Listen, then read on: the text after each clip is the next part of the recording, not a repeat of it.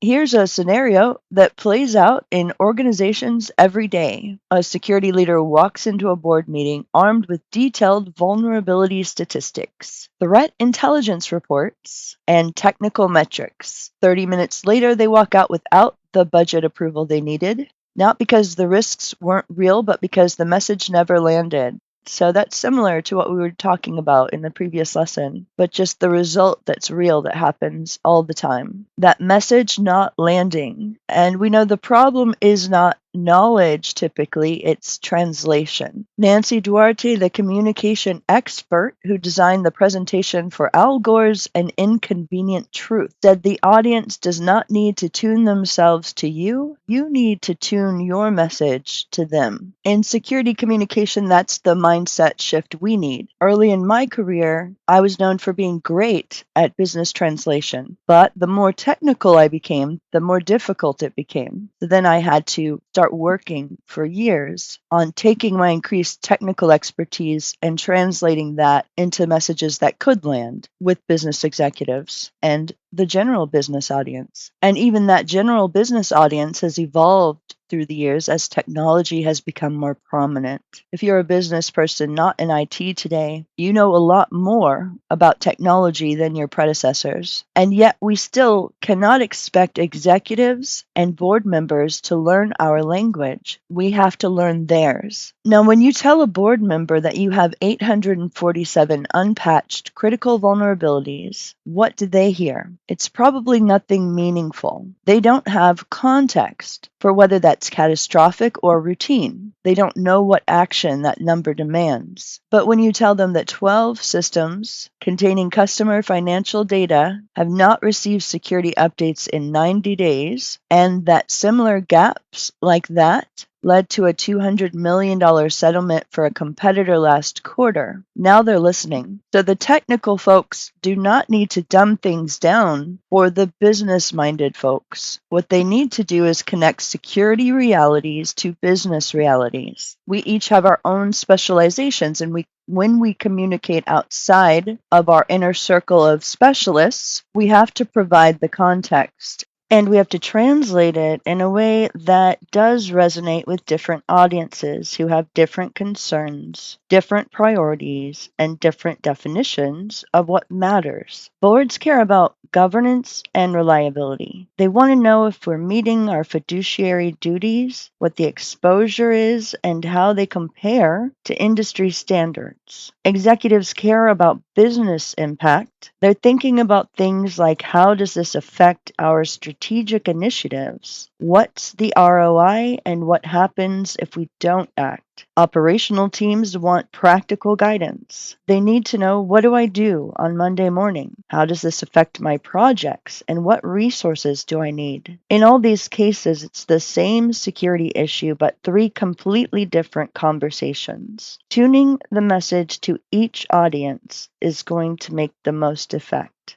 Let's think about frameworks for structuring security communications that can inform without overwhelming. One of the biggest mistakes security professionals often make is leading with the threat.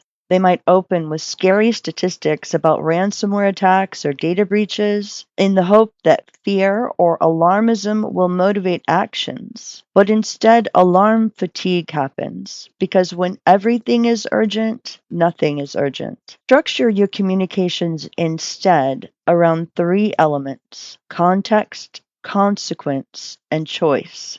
Context means helping your audience understand the landscape, not every vulnerability, but the ones that matter to them specifically.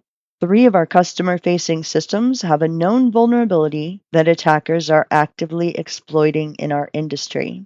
Consequence translates the technical risk into business terms. If exploited, this could expose customer data for 50,000 accounts and trigger mandatory breach notifications under the regulations we are subject to. Choice gives stakeholders options rather than ultimatums.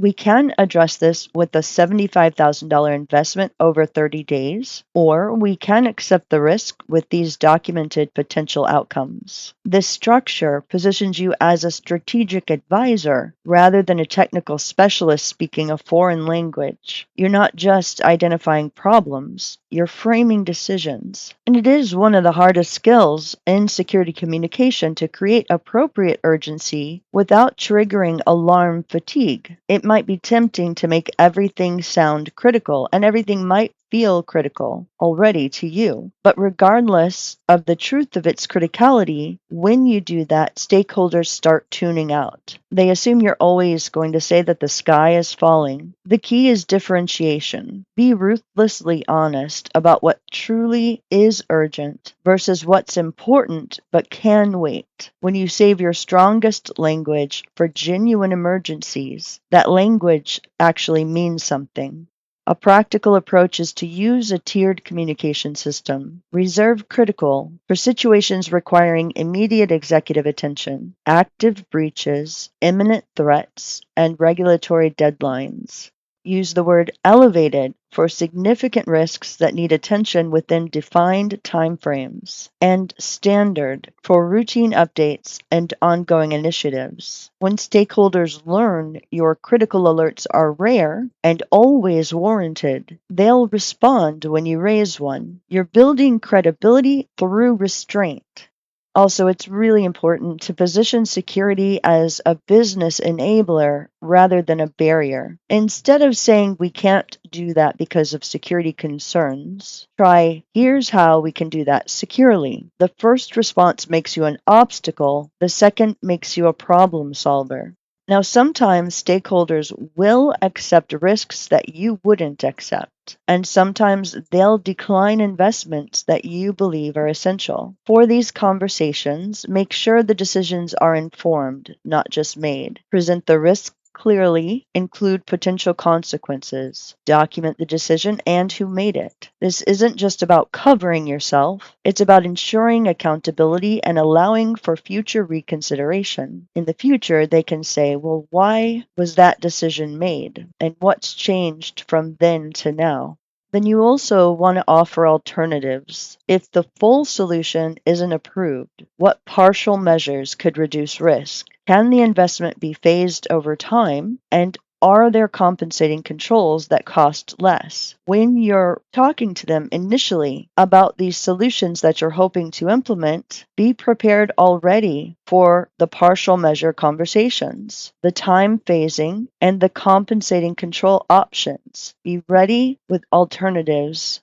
And third, you must know when to escalate. If you believe a decision absolutely creates an unacceptable risk, you have a professional obligation to ensure the right people understand that. Do it respectfully and through proper channels, but do it. And sometimes, when someone is making the decision, if that's their decision to make, that's theirs, not yours. But you might want to add something about, if you make this decision, these are the possibilities, and I just want to make sure you're comfortable with that and acknowledge that it is their decision to make either way.